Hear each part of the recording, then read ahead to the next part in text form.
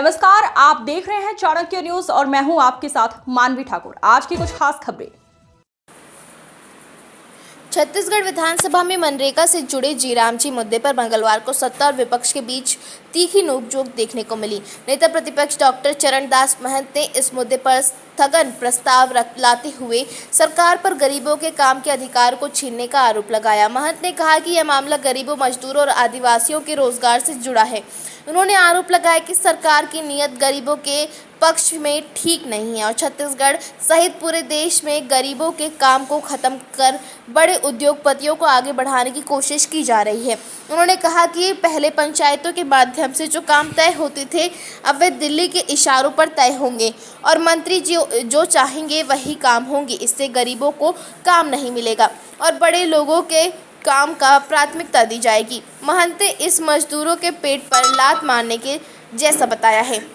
नेता प्रतिपक्ष ने कहा कि जब विपक्ष की बात नहीं सुनी गई तो कांग्रेस विधायकों ने विरोध जताते हुए सदन की कार्यवाही से बहिष्कार कर दिया। वहीं सरकार की ओर से उप मुख्यमंत्री विजय शर्मा ने विपक्ष के आरोपों को खारिज किया। उन्होंने कहा कि आसदी ने स्पष्ट किया है कि स्थगन प्रस्ताव उचित है या नहीं, यह प्रक्रिया के अनुसार तय होता है। सरकार काम देने को लेकर प्रतिबद्ध है और मनरेगा के तहत काम दिया जा रहा है।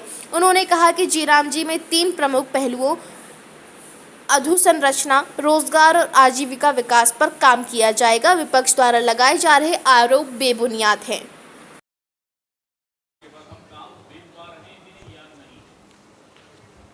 आप मैंडेज के हिसाब से अगर देखना चाहते हैं तो मैंडेज के हिसाब से हम 10 करोड़ से ऊपर के मैंडेज इस वर्ष दे चुके हैं।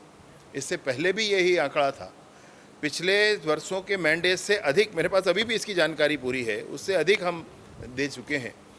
अभी प्रधानमंत्री आवास जितने दिए जाते हैं उसमें भी 90 दिन का मैंडेज उनको दिया जाता है। अपने स्वयं के आवास में काम करने वह भी काउंट होता है।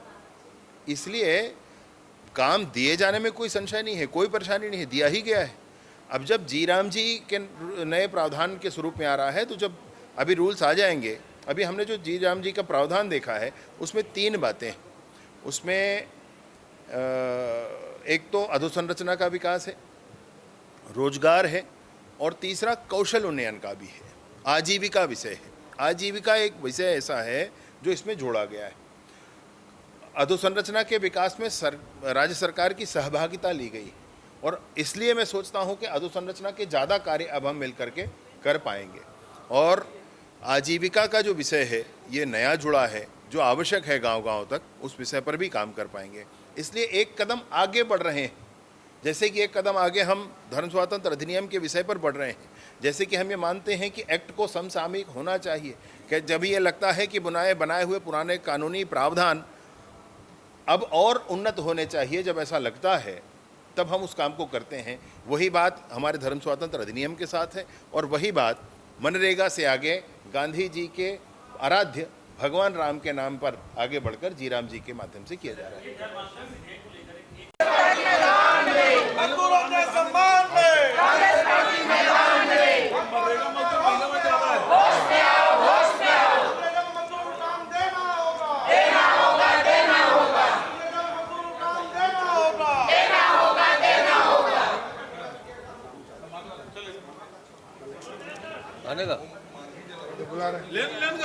अरे महिला मजदूर ज्यादा से मरेगा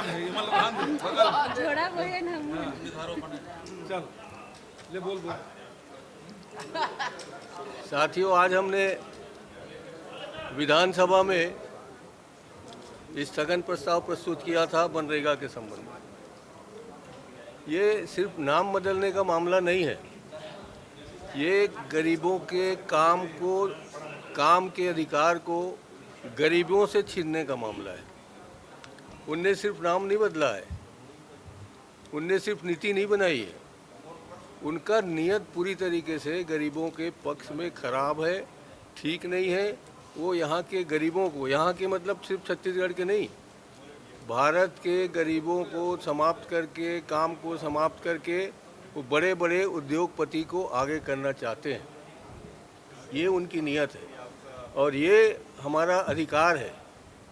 हम कांग्रेस पार्टी के लोग शुरू से गरीबों के साथ रहे हैं अनुसूचित जाति के साथ रहे हैं, आदिवासियों के साथ रहे हैं, पिछड़े वर्ग के साथ रहे हैं और मजदूरों के साथ रहे हैं।